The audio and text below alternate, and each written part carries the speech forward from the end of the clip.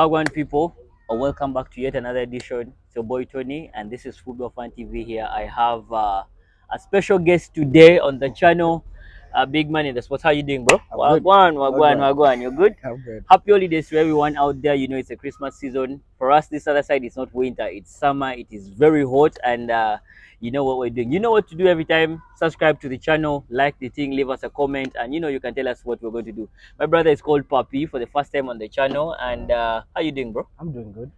Good to see you. Good Yeah. to have you on the channel finally. We've been making the plans, but then he has not been on the channel, but he's here. So he's a Man U fan for starters. I think the season has been so rough for them, and Very, he very. has a lot of things to say. So today we're going to start with one thing. Papi, you've seen in the transfer that happened in the Premier League Exactly. in the summer.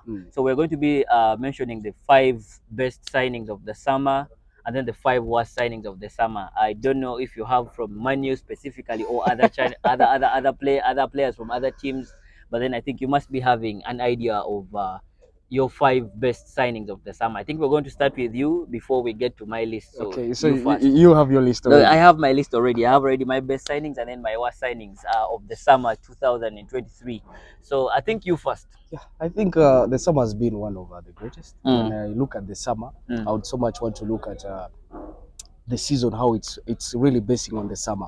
Now, when we look at European football, I would so much want to look at La Liga, talk about Premier League, talk about Bundesliga, where of course we know the icon Harry Kane. Yeah. One man so much expected not to cross over from Tottenham to Spurs. any other club. Yeah. He got close to joining Man City, Yeah. but then we saw how things failed, and I would really want to look at this season as one of the tightest. When you look at Bundesliga, you look at La Liga, La Liga, Bellingham, look of at course, my best signing for the summer. exactly. Then I look at the Premier League itself, Yeah. very tight. Even the League One, Yeah. very tight. So Yeah. I think the season 2023/24 is one that is still so much unpredictable. But getting to the best Five signings, yeah. 5 signings of the We're summer. narrowing it to the Premier League because if we say the whole footballing world or in La Liga, we're not going to finish it here because Exactly. there are a lot of good signings. So we narrow it down to the Premier League. Well, I want to start with number 5, getting downwards. Yeah. I think at number 5, I would so much want to have James Maddison. Okay. Yes, James Maddison crossing over from Leicester yeah. to Tottenham Hotspurs, Yeah. under a new role, manager. And we look at not really the best. Yeah. He had his season under Leicester, Yeah. keeping them, of course, in the Premier League. That is the season of 2022/23, Yeah. before they actually got pushed out to the relegation zone. But I think we are seeing a different kind of dimension at the club, apparently at Tottenham Hotspurs. Yeah. And I think due to him lacking in the team, I think we are seeing how Tottenham is apparently is really struggling. So his impact so far this season has been it, and now we are yet waiting whether that is the Euros will also look at Southgate bringing him in. I think he's unlucky. Every time he hits form, either an injury comes up or he doesn't get called up to the national team. So it's normally very hard for him, but he has been a very good player. However much I hate Spurs, Maddison has been a very I know good why you're signing saying for that. them. Yeah. I know why you're saying that. Yeah. He said I'm a Man U fan, but I think you're an Arsenal fan. So on the channel, no, I'm an Arsenal fan, so I'm a Guna 100%. Well, getting down to number 4. Yeah. Very interesting one. When you look at there, I want to talk about Diaby. Diaby, Aston Villa. Yes, crossing over from Bayer Leverkusen to Aston Villa. Yeah. Yes. The main reason to why he crossed over has also come. That is Leon Bailey. When you look at the competition they both had, at that is Bayer Leverkusen. Yeah, he decided to cross over. But I think the coach himself, of course, we know Unai Emery. This is a farmer servant, I would say, at Arsenal. Things didn't work out for him. And he has brought a different kind of dimension. So your number 4, Diaby. Yes, and I think he has been a great signing, although the season is still underway. But we have seen the kind of, I would say, the best that is Unai Emery has gotten out of him. And I think he was also a key starter for Bayer Leverkusen. And we expect more out of him this very season. Now let's get down to number 3. Number 3? Yeah. Now it's a little bit tricky because we know when it gets down to the top 2, it's going to be quite interesting. But I so much want to talk about Sandro Tonali. Tonali, Yes, Tonali from AC Milan to Newcastle. Yes, the few times he has played, And when we look at the current Newcastle, yes, they have Bruno Ramirez in that midfield alongside Longstaff, but Joe Linton. I would so much want to put it in the same dimension when he was in the game for the beginning season and how far the team was actually pressing in terms of pressing and his kind of game style. I think that is a great impact. And we are seeing, I don't know if it's moving on from generation to generation because we know the father was also quite another star. That is Pirlo. We push it to number 2. Number 2 now. Yes. Who is your number 2? My number 2 is Jeremy Doku. Doku, your Yes. number 2, yeah?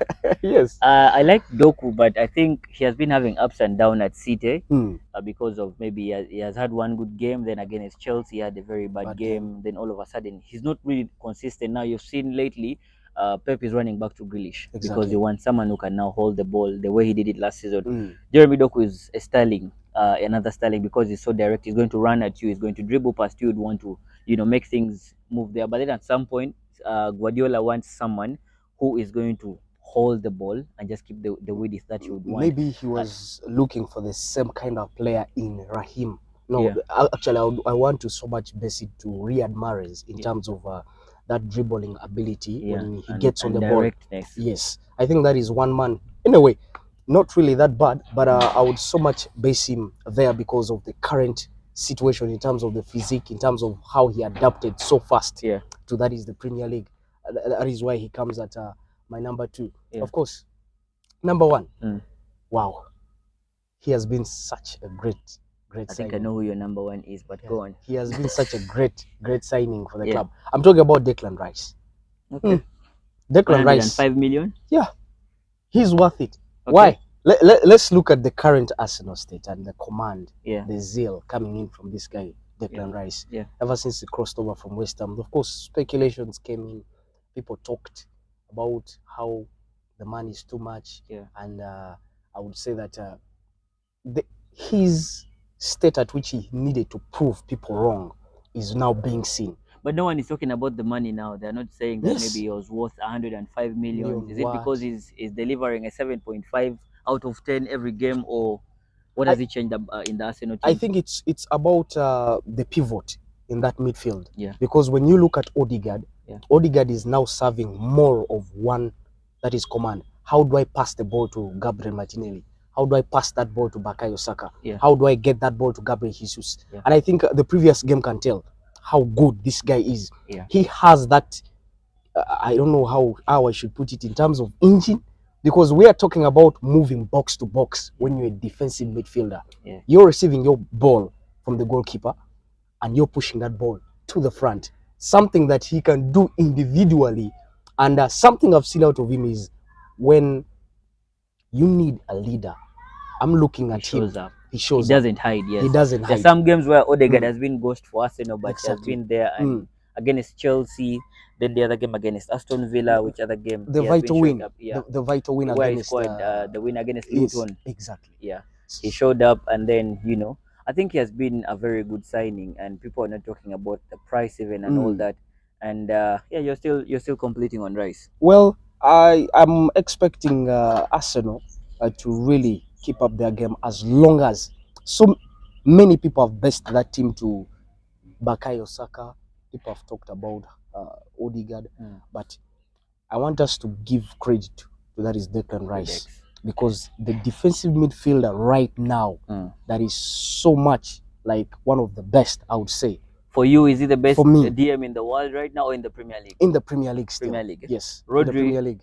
Well, Rodri has had ups and downs, but I would say right now Declan Rice is still getting there. Maybe we would so much want to talk about the Champions League winner, the Premier League season in, season out, and of course keeping consistency is something we're waiting to see. Yeah, every game he's playing. You see, even the last game against was it Brighton? They said he was not supposed to be fit to play that game, but then he pushed the managers like, you know what, I need to help the team. And they got the win. Yes, I want to be in the team, and he put in a very good. He was actually the player of the match for that game. Yes. So yeah. So if you're liking the content, make sure you subscribe to the channel. If it's your first time here, Football Fan TV, you can leave a comment. Tell us who has been your best 5 signings of the summer. Tell us who have been your 5 worst signings of the summer as well. Like the thing as well, and then tell someone about the pod. Now I'm going to run through mine so fast because we want to get to the worst. Oh, we're going to give some honorable mentions to some players that we've Yeah, signed, but by then we're the not way. say they're not Yes. among the top five. Mm. So my top five best transfers in the summer. On five, I put Cole Palmer. I think you guys know well he has elevated the Chelsea team. Now he has squad from open play. I have Diaby number four, and then I have Dominic Szoboszlai. You didn't talk about Yeah, him. He has elevated Szoboszlai. that Liverpool team Liverpool so team, well. yes. Yeah, And yeah. then I have James Maddison as my number two. I hate Spurs, but yeah, he has been a very good player. Then Dex, of course, Declan Rice was his number one, and I still agree with him that Declan is also my number one best transfer. Worst signings of the season, five.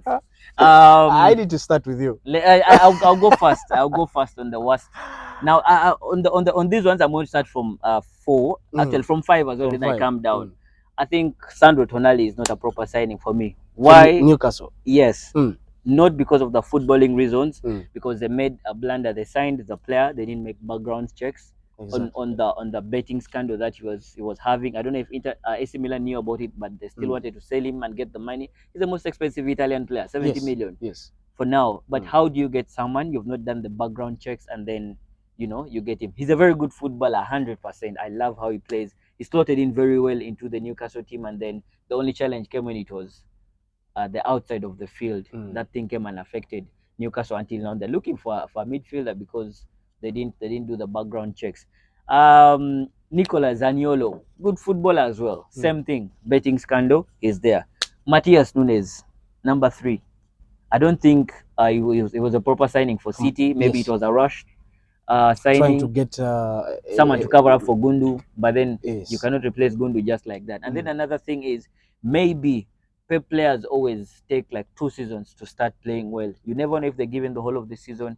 Next season he is going to stand up. But Calvin no, Phillips? Phillips has been there, but he has failed, and they're going to be selling in. Surplus to requirements. Up here, Nunes is one of the worst signings for me. Noni Madueke, I don't think Chelsea needed him. No, Now that they have Palmer, they have who else do they have in that right wing? They have a lot of there players are in very that right many. wing. Yes. Now Mudrik can slot in that side. Sterling can play on the 7. How do you get Christopher Nkunku Madueke is as well? back. Nkunku is also okay also now. back. Yeah. Finally, Amrabat. Mm. Many fans were saying Sofian Believe me. Amrabat is going to be coming. He's going to sort the midfield. Casemiro is going to rest. They're going to make a very proper pivot. But then all of a sudden, I think he has only had 2 or 3 good games for Manu. So I'm not going to forget Caicedo as well. A lot of money.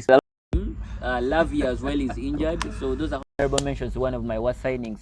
I don't know who yours are. Well, you talk about Amrabat. Yeah. Yes. Amrabat, I think a lot of expectations for Manchester United Oh, fans. I was also actually going to put Havertz in my list of the worst signings, but he's picking up. You see? So I don't know where we're going to stand at the end Actually, of the season. But I so much feel he comes at my number 5.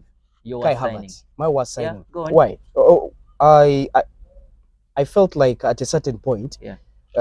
Eddie Nketiah was really so much undermined.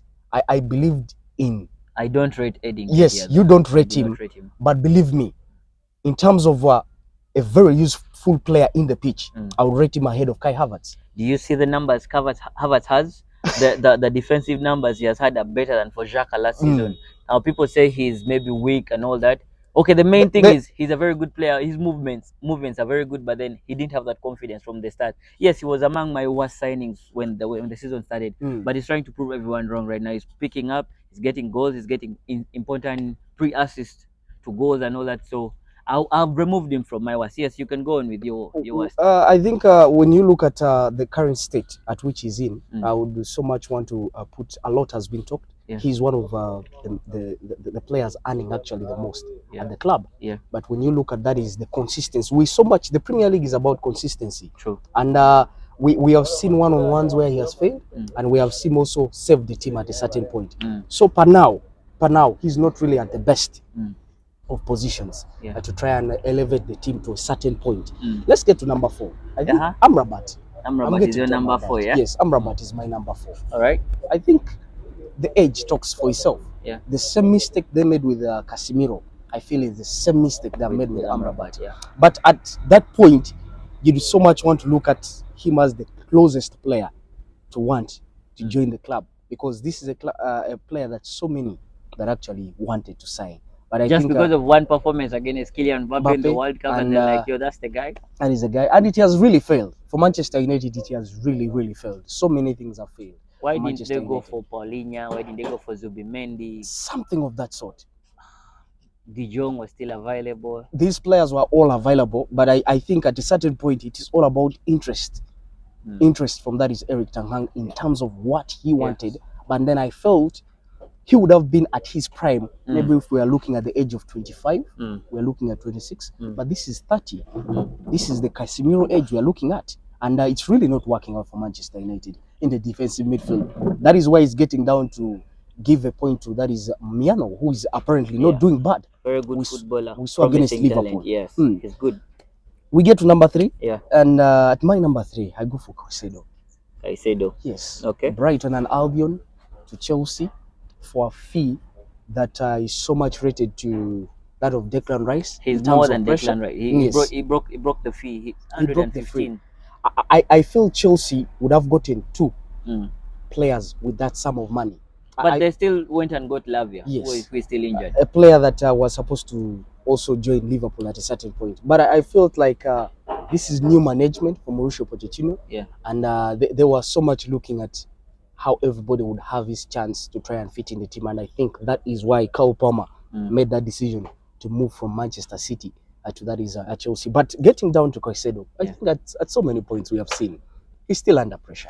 He has a lot of pressure. I read Caicedo really. I read at some point. I said I would take Caicedo instead of Rice, but then I think I stand to be corrected. Rice has been so superb for Arsenal, and then Caicedo, I think he needs to stand firm. He needs to first go through. The Chelsea team is right now a whole mess, so I hope he comes good. I like Caicedo as a player, and we expect the team to try and do something, because right now the Chelsea team right now so much basing on one player, Onzo. Not for bad. He's struggling, but he's trying so much. We get to number 2. Number 2 aside. Well, the story of Manchester United fans, but I am not rating Andre Onana. That is it. Onana, yes. Onana, yes. Really, I'm looking at some of the things in Onana, which he brings to the club. But I feel if we had the confidence of that is David again, well, I would say that he's the player. But on so many occasions, I think he still has a point to prove. He's not really consistent. In terms of the cleansing, in terms of, I don't know if it's the season. But the thing that happens to goalkeepers as well, because David Raya had also not a very good start to life at Arsenal. I think it happens. But let's look at David Raya in terms of giving. Okay, he has competition. That is how he runs that. But I think we have seen his stability at certain points in terms of serving the team. I think Arsenal has gotten to positions where we felt like they are going to lose this game. But he has stepped out. And now, for Andre Onana is a different case. Talk about the back line, talk about home, talk about so many things in the club. And of course, number 1, of course, he stands out personally for me as Wolves to Manchester City. That is Nunes. Nunes. So Nunes is number 1 in this list, yeah? Well, KDB out, I think, forcing that at a certain point. When they were Gundogan, he's not bringing anything to the club. I so much feel that the young ones, Lewis, has stepped into playing midfield. We have seen this Foden at a certain point, all being forced to play his position. Something